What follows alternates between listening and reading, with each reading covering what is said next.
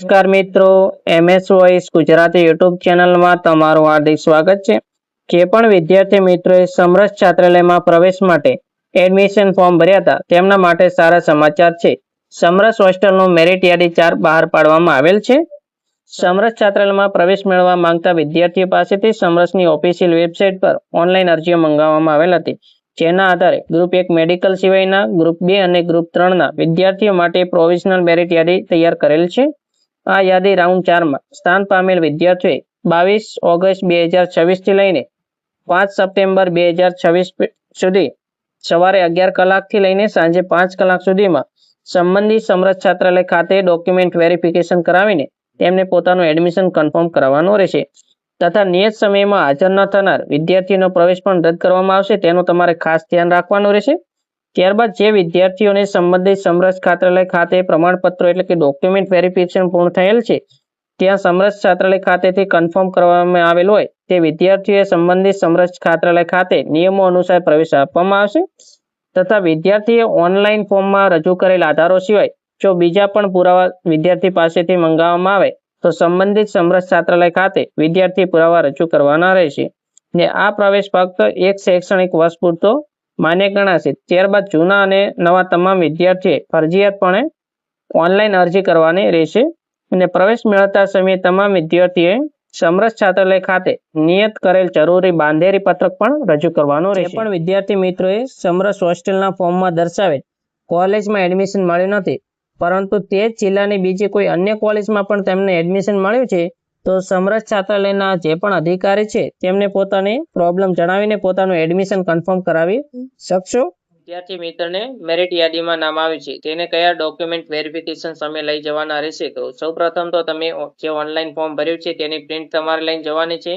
ત્યારબાદ અધિકૃત અધિકારી દ્વારા આપવામાં આવેલ નોન ક્રિમિનલ સર્ટિફિકેટ. આ સર્ટિફિકેટ ફક્ત SCBC ના છાત્રો માટે છે. ત્યારબાદ અધિકારી દ્વારા આપવામાં આવેલ જાતિનો દાખલો તમામ કેટેગરીના વિદ્યાર્થીઓ માટે લાગુ પડે છે.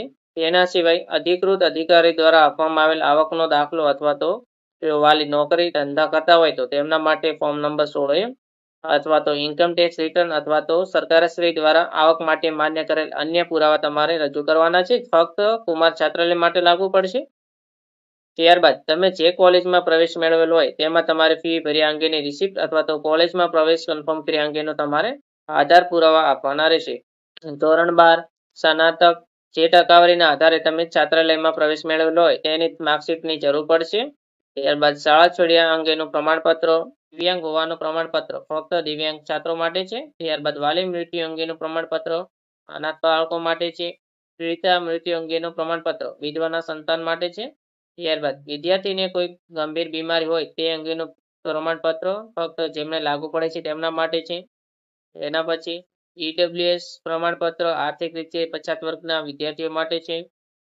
ત્યારબાદ વિદ્યાર્થી ગુજરાતના રહેવાસી છે તે અંગેના જરૂરી આધાર પુરાવા રજૂ કરવાના રહેશે. વિદ્યાર્થીના આધાર કાર્ડની જરૂર પડશે. ત્યારબાદ વાલીના 2 ફોટા ફક્ત કન્યા છાત્રાલય માટે મુલાકાત માટે વાલીના 2 ફોટાની જરૂર પડશે. વિદ્યાર્થીના 2 ફોટા તમામ છાત્રાલય માટે છે. નિયત નમૂનામાં બાંધેરી પત્રક તમામ છાત્રાલય માટે છે. અહીંયા જે પણ બાંધેરી પત્રક છે એ તમને જે પણ સમરસ હોસ્ટેલ હશે ત્યાંથી મળી જશે. ઉપરોક્ત પ્રમાણપત્રો જે તે છાત્રાલય ખાતે રજૂ કરવાના રહેશે. જે સમરસ છાત્રાલય ખાતે સંબંધિત અધિકારીશ્રી દ્વારા ચકાસણી કરી તરત તમને પરત આપવામાં આવશે. છાત્રો પાસે અસલ પ્રમાણપત્રો કોલેજ ખાતે જમા કરાવેલ હોય તેવા કિસ્સામાં વિદ્યાર્થીએ રજૂ કરેલ કારણો તેને લઈને ખરી નકલ માન્ય રાખવાની રહેશે. જરૂર જણાય તો સંબંધિત કોલેજનો સંપર્ક કરી અસલ પ્રમાણપત્રોની ચકાસણી કરવાની રહેશે. જે પણ વિદ્યાર્થી મિત્રે ડિફરન્ટ કેટેગરીમાં યશ કરેલ હશે તેમને એક આ પ્રકારનું બાંધેરી પત્ર કરવાનું આવશે, જેમાં તમારે સૌપ્રથમ તમારું નામ લખવાનું છે, તમારી જાતિ લખવાની છે, જે સમરસ છાત્રાલય માટે તમે એડમિશન ફોર્મ ભર્યું છે તેનું નામ લખવાનું છે. ત્યારબાદ તમે કયા અભ્યાસક્રમમાં તમારું ફોર્મ ભર્યું છે તે તમારે લખવાનું છે, કયું ગ્રુપ લાગુ પડે છે તે લખવાનું છે. આ બાંધેરી પત્રકમાં એવું લખેલ હશે કે તમે જે પણ કેટેગરીમાં અરજી કરી છે તે કેટેગરીમાં તમારું નામ પ્રતીક્ષા યાદીમાં છે ને જો કોઈ બીજી અન્ય કેટેગરીમાં જગ્યા ખાલી હોય તો મને 1 વર્ષ પૂરતો એડમિશન આપવામાં આવે. નવા વર્ષમાં તમે રિન્યુઅલ વિદ્યાર્થી એટલે કે જૂના વિદ્યાર્થી તરીકે તમે પ્રવેશનો દાવો નહીં કરો ને તમારે નવું ફોર્મ ભરવાની રહેશે તેવું તમારે એક બાંધેરી પત્રક ભરવાનો હોય છે, જેમાં તમારી સિગ્નેચર કરવાની છે, તમારા પિતાની સિગ્નેચર કરાવી દેવાની છે.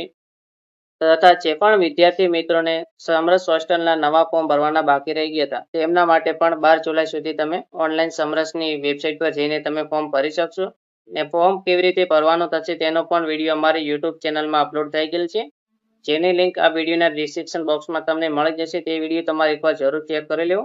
આવી જ માહિતી માટે અમારી ચેનલને સબસ્ક્રાઇબ કરજો, ચેનલને બેલ આઇકોનને ઓન કરજો તથા અમારી WhatsApp ચેનલમાં પણ જરૂર જોડાઈ જજો. વિડીયો દેખવા બદલ આભાર.